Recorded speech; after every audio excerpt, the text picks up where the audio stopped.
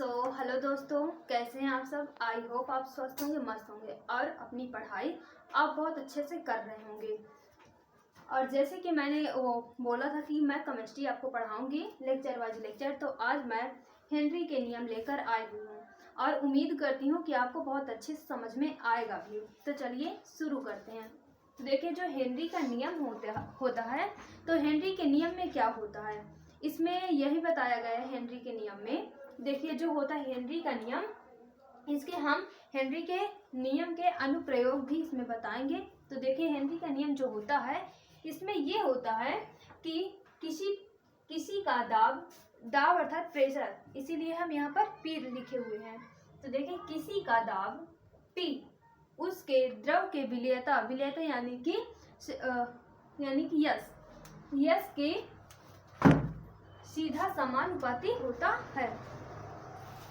सीधा समानुपाती होता है, यानी कि ये आपको फॉर्मूला इस प्रकार आपको दिख रहा होगा।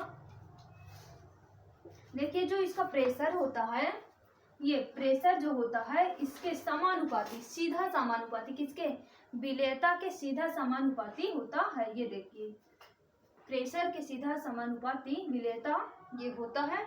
और ये दूसरा है, ये जो आपको दिख रहा होगा, ये जो हमारा P होता है ये प्रेशर होता है, और जो हमारे ये X होता है, ये X होता है, इसे मोल प्रभाज कहते हैं।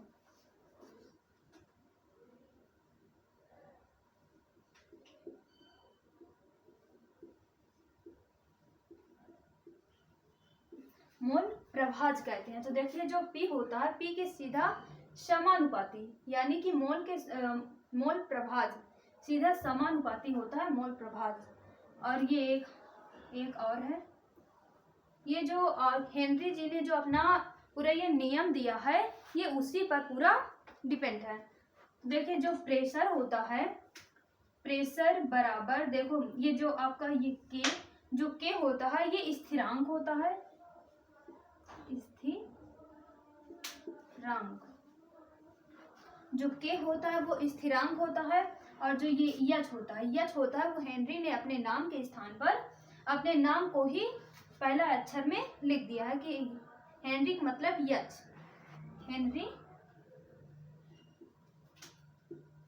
हेनरी हो गया। और एक्स का मतलब मोल प्रभाज होता है। तो देखिए, इसमें क्या होता है, यदि हम हेनरी स्थिरांक को यक्स से गुणा कर दें तो हमें प्रेशर पता चल जाएगा। इसमें यही कहा गया है। और इसके जो अनुप्रयोग होते हैं वो इस प्रकार होते हैं कि कोल्ड ड्रिंक बनाना, या तो जो कोल्ड ड्रिंक होता है ना, वही सोडा वाटर होता है इसे बनाने में। और जो इसके जो अनुप्रयोग हैं वो 3 हैं, जो इस प्रकार कुछ हैं। फिर दूसरा क्या है, गोताखोरों के ऑटो सिलेंडर में अध्ययन में, ऑटो सिलेंडर में अध्ययन में, या तो के अध्ययन में। और तीसरा जो होता है हमारा, वो होता है एनॉक्सिया के अध्ययन में। तो देखिए, जो कोल्ड ड्रिंक होता है वो कैसे बनता है, इसमें वही पूरा दिया गया है कि जो हेनरी का नियम होता है वो कोल्ड ड्रिंक कैसे बनाया जाता है, और जो गोताखोरों के ऑटो सिलेंडर के अध्ययन में, ये पूरा हम कवर करते हैं। देखिए किस प्रकार है ये।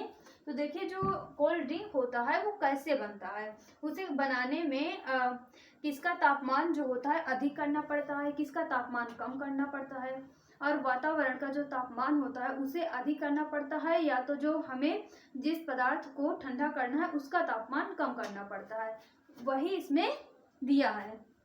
तो देखिए, कोल्ड ड्रिंक बनाना, फिर कोल्ड ड्रिंक बनाने में क्या होता है, तो आप समझ लीजिएगा यहाँ से। देखिए, कोल्ड ड्रिंक बनाने में CO2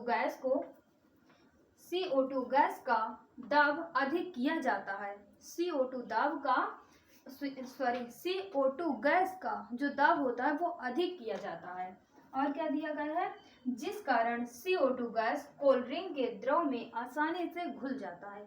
यानी कि इसमें यही कहा जा रहा है कि यदि किसी पदार्थ का है जो, देखो पदार्थ यानी कि जो कोल्ड ड्रिंक है उसको बनाने में CO2 गैस का दाब अधिक किया जाता है। CO2 गैस का दाब जो होता है वो अधिक किया जाता है, और जो हमारा पर्यावरण का पूरा तापमान होता है वह कम किया जाता है। इसीलिए जो CO2 गैस होता है वह जल में आसानी से घुल जाता है और अधिक किया जा सकता है, जिस कारण CO2 गैस कोल्ड ड्रिंक के द्रव में आसानी से घुल जाता है। यदि हमें कोल्ड ड्रिंक बनाना होता है तो हम कोल्ड ड्रिंक को लेते हैं और फ्रीज में ही रख देते हैं, जिस कारण जो हमारा CO2 गैस होता है वो जो फ्रीज होता है उसका जो तापमान होता है वो शून्य होता है, यानी कि ठंडा एकदम स्थान होता है। तो ये वही मतलब कि फ्रीज में रखने पर जो CO2 गैस होता है वो, यदि CO2 गैस हम ये कोल्ड ड्रिंक में डाल दिए हैं और एकदम ठंडा स्थान पर रख दिए हैं तो वो एकदम घुल जाएगा। कोल्ड ड्रिंक में CO2 गैस घुल जाएगा। और किस लिए घुल जाएगा? क्योंकि वो जो तापमान है वातावरण के तापमान की अपेक्षा उस द्रव का जो तापमान है वो बहुत कम है, इसीलिए वो जो CO2 गैस होता है वो अचानक नहीं, आसानी से घुल जाती है। देखो इसी कारण, देखो ये क्वेश्चन मैं आपको देती हूँ, जैसे कि देखिए ये एक बर्तन है और ये पानी, और ये भी एक बर्तन है और ये पानी इसमें डाला गया है। ये एग्जाम्पल के लिए है।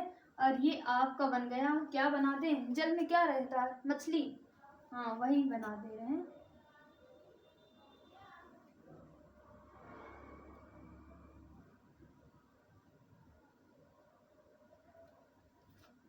अच्छे से बनती नहीं लेकिन फिर भी प्रयास करेंगे, आप समझ जाइएगा।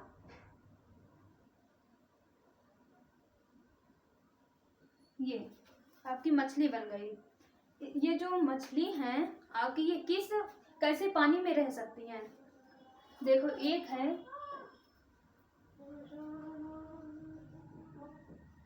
कम गर्म पानी और कम